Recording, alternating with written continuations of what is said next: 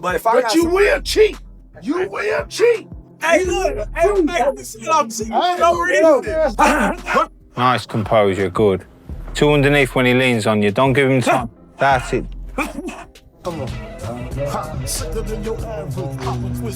Terence Crawford's visit to Anthony Joshua's training camp ahead of the Jake Paul fight instantly sent waves through the boxing world. Crawford was seen closely observing Joshua's sessions, spending time inside the camp and soaking in the preparation. His presence alone signals how seriously Joshua is taking this matchup, surrounding himself with elite fighters and sharp minds to fine-tune his performance. Having a pound for pound. Good.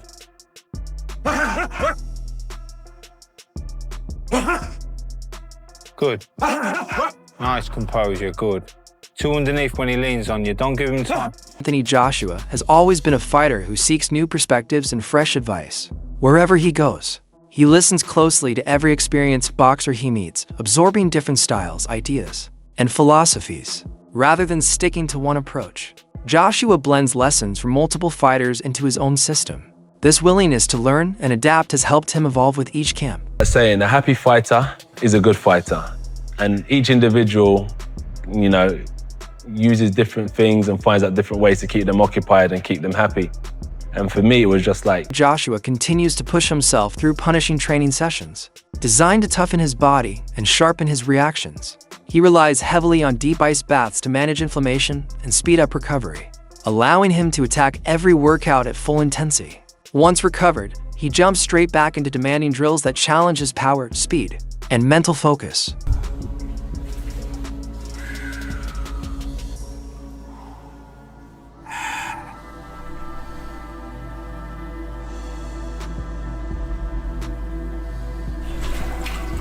For Combat Sports analyst Wade Plemons offers a very direct opinion on how Anthony Joshua should approach Jake Paul. According to him, this is not a fight where Joshua should take his time or extend the action for entertainment. Wade insists Joshua needs to handle the job quickly and decisively, without allowing unnecessary rounds to pass. His reasoning is straightforward. A heavyweight with Joshua's resume and reputation cannot afford... Which I think could be a little bit of a feeling out first round for AJ too. Then Jake wins to me. And I know that sounds like, oh, but it's true, bro. AJ shouldn't be going rounds with Jake. He just shouldn't. That's a two-time world champion. You know what I'm saying? Olympic gold medalist, gold medalist, two-time world champion. You shouldn't be going rounds with Jake. Jake hasn't fought anybody in, I mean, I don't know where they currently rank Tommy Fury, but he hasn't fought anybody in the top 50 in any weight division he's participated in. Mm-hmm. So if that guy's going 3, 4, 5, 6 rounds with you, cooked. But I think if you're putting money on it, I would say but AJ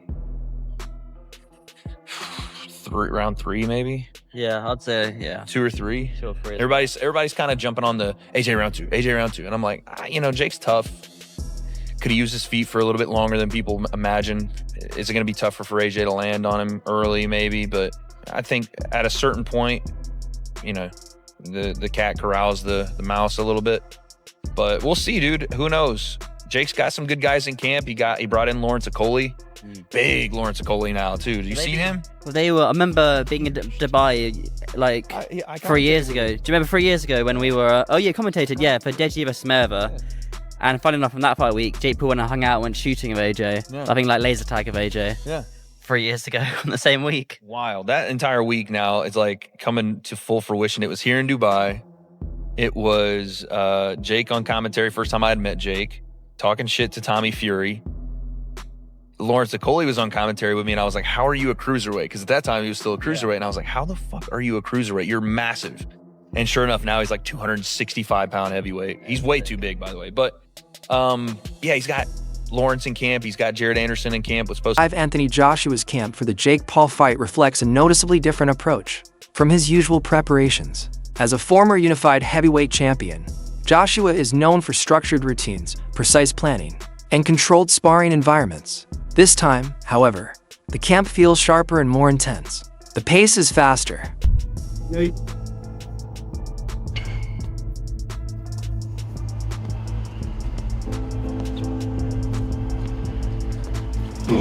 Joshua revealing his weight at around 110 kilograms, roughly 243 pounds, immediately became a major talking point. Throughout most of his career, Joshua stayed within a consistent weight range that suited his style. This time, however, it became clear that he had dropped nearly 20 pounds in a relatively short period, raising questions among analysts. Cutting that amount of weight in his mid-30s is far more demanding than it would have been earlier in his career. You're still living life as normal. You're not restricting yourself that much. You know, if you're eating 2 pieces of chicken, maybe you just eat a piece of it. You see what I mean? You're not going to the extreme to try and actually dehydrate yourself or anything like that. It's very different than having to actually hit a specific weight, all right? And to do that in a relatively short space of time, because this fight's, you know, not that long has it been announced, and it's not that long until the fight. It's only 2 weeks away. Eddie Hearn was talking about AJ weighing 265 a couple of days ago. So you're thinking, okay, 20 pounds in 3 weeks? That's not ideal for someone who, again, is in their mid to late 30s, a year in activity, and crucially has never had to hit a specific weight throughout the course of his career. Never had to do it. All right. So it did have me kind of worrying a little bit and thinking, is this a miscalculation, accepting that? Because in terms of him fighting Jake Paul, he's going to win. I mean, there's no ifs about it. He's going to win this fight. It's pretty much a given. All right. But it did have me wondering. Now, AJ, as I said, he took to his social media accounts to show that he's currently weighing 110.6 kg, which is around about 243 US pounds. So that's well under the weight limit.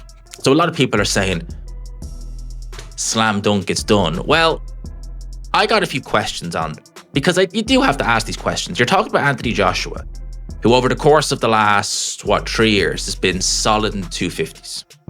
Hasn't weighed sub 240 or sub 250 since he fought Usyk 3 years ago. And bear in mind, he would have went into camp fully intending to be mobile, speed. He would have spent 3, maybe 4 months working on, what's an ideal weight for that, working on this, that, and the other.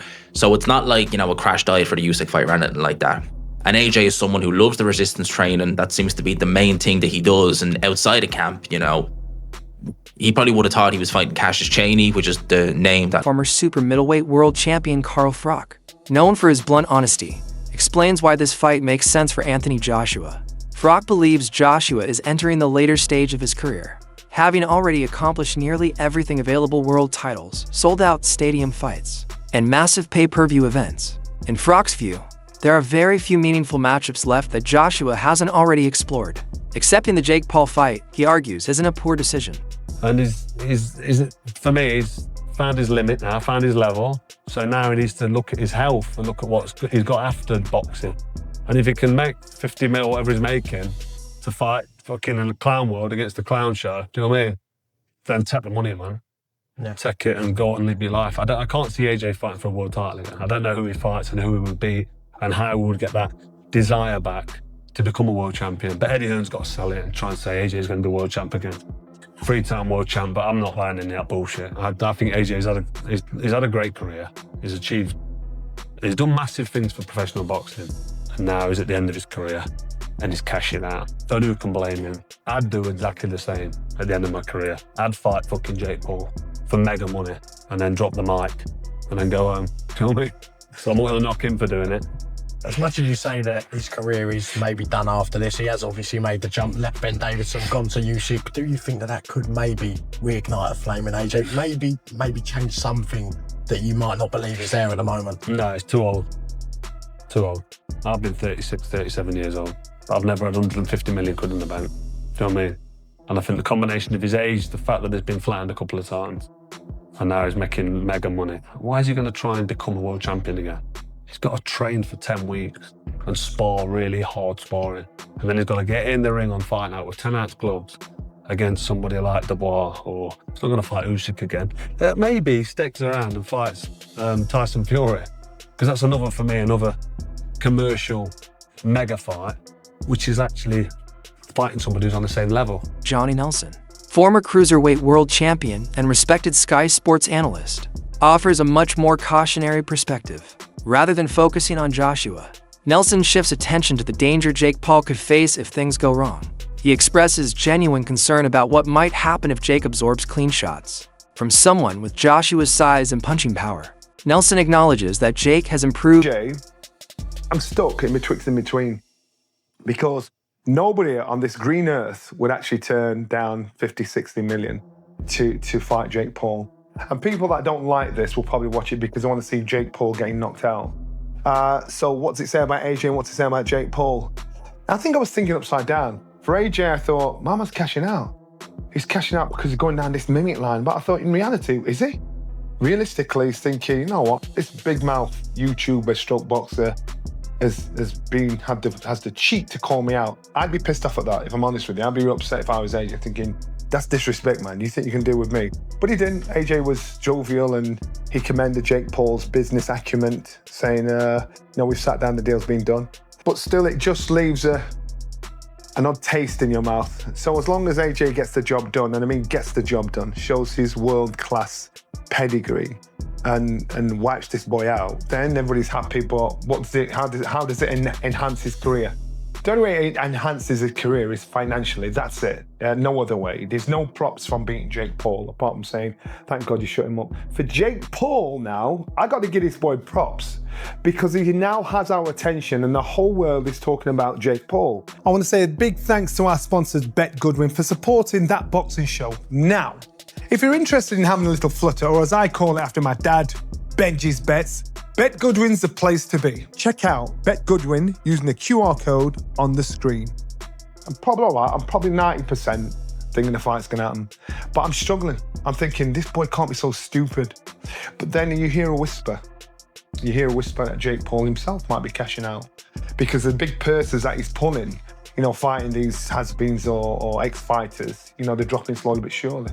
So maybe, just maybe, this might be his last fight, getting in there with Anthony Joshua and getting knocked out. But there's always that conspiracy theory. Are there some contract agreements that can and cannot be done, which will never see the light of day that we don't know about? Well, if you're an ex-fighter and if you like the fight game, you'll see fake. You'll know fake when you see it. So if there's any of that fakery going on with this, pulling a shot, taking it easy, giving